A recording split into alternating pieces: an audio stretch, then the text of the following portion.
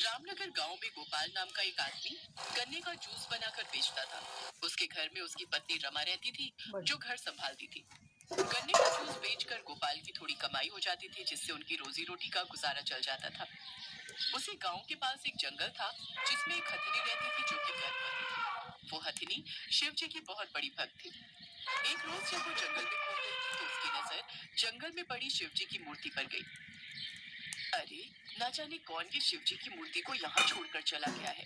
वो शिव जी की मूर्ति को पीपल के पेड़ के नीचे रख देती है, फिर पास की नदी से अपनी सूंड में जल भरकर उनका जलाभिषेक करती है। उधर कैलाश में बैठे शिव जी पर पानी की बौछार होने लगती है, तो वो मंद ही मंद मुस्कुराते हैं।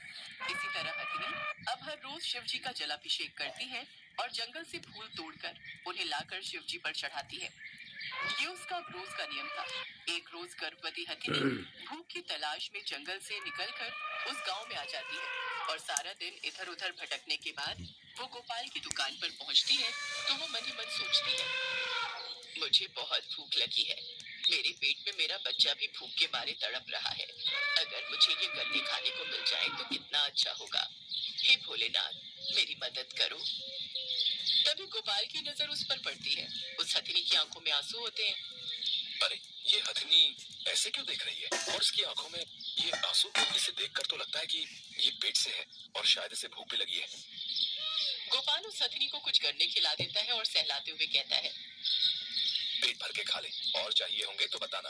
अब तो खुश है ना? हे भोलेनाथ, मेरी और मेरे बच्चे की भूख मिटाने के लिए आपका बहुत बहुत धन्यवाद, और इस आदमी का भी बहुत बहुत शुक्रिया।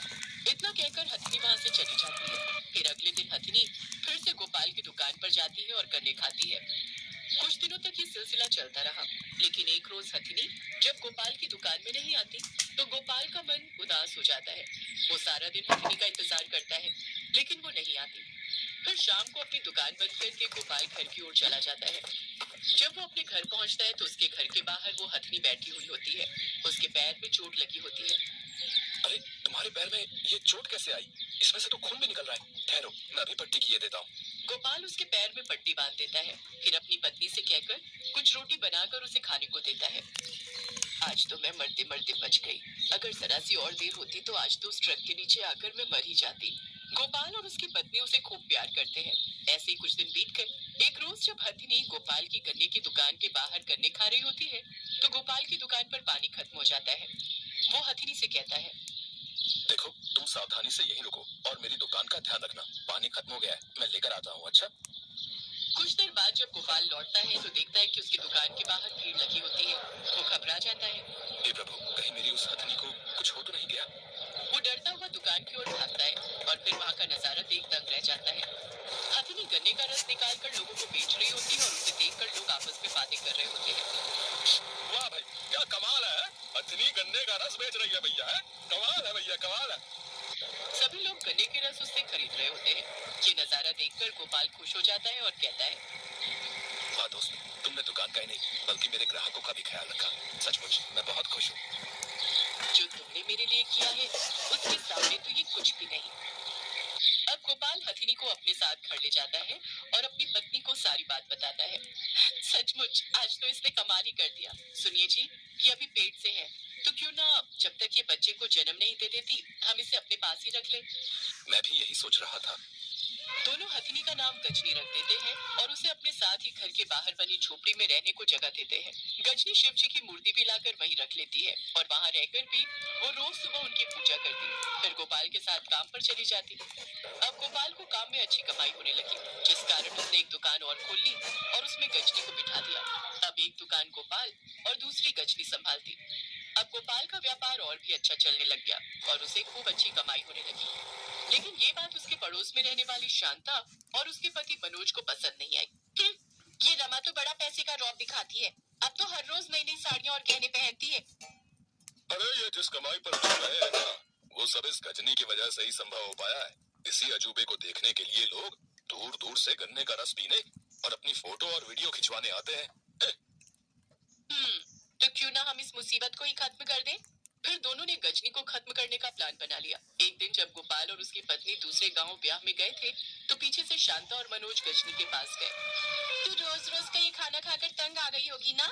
ये देख, मैं आज तेरे लिए क्या लाई हूँ, ये अनानास, इसे खा लो। गजनी ने जैसे ही उसे खाया उसके पेट में जोरों का दर्द शुरू हो गया और वो जोर जोर से रोते हुए शिव जी को याद करने लगी। हे शिव जी, मेरी रक्षा करो प्रभु, मेरे बच्चे को बचा लो। तभी शिव जी वहाँ प्रकट हो जाते हैं और वो अपने चमत्कार से गजनी को पूरी तरह ठीक कर देते हैं।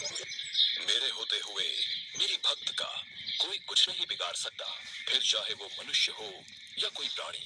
और तुम दोनों को तुम्हारे किए की सजा अवश्य मिलेगी। आज से तुम हाथी की बोली बोलोगे और तुम्हारी बोली गजनी के पास आ जाएगी। अब से ये और इसका होने वाला बच्चा इंसानी भाषा में बात कर सकेंगे।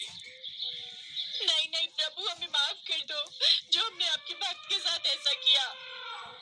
बोलते बोलते उनकी आवाज हथनी की आवाज में बदल जाती है और फिर भोलेनाथ अंतर्ध्यान हो जाते हैं। पीछे खड़े गोपाल और रमा ये सब देखकर हैरान थे। दरअसल वो अपना कुछ सामान वहाँ भूल गए थे जिन्हें लेने वो वापस आए थे, लेकिन जब वो ये चमत्कार देखते हैं तो हैरान रह जाते हैं। फिर वो दोनों मनोज और शांता को पुलिस के हवाले कर देते हैं और उन्हें कड़ी सजा दिलाते हैं। कुछ दिनों बाद गजनी एक प्यारे से बच्चे को जन्म देती है। गोपाल और रमा दोनों माँ और बच्चे की खूब देखभाल करते हैं और उन्हें अच्छा अच्छा खाने को देते हैं। अब वो सदा के लिए उन दोनों को अपने पास रख लेते हैं। वो दोनों भी अब इंसानी भाषा बोलने लगते हैं, जिससे हर कोई उनसे बात कर पाता है और उनकी बात समझ जाता है। गजनी अपने बच्चे के साथ खुशी खुशी रहने लगती है और उसे भी शिव भक्ति करना सिखा देती है।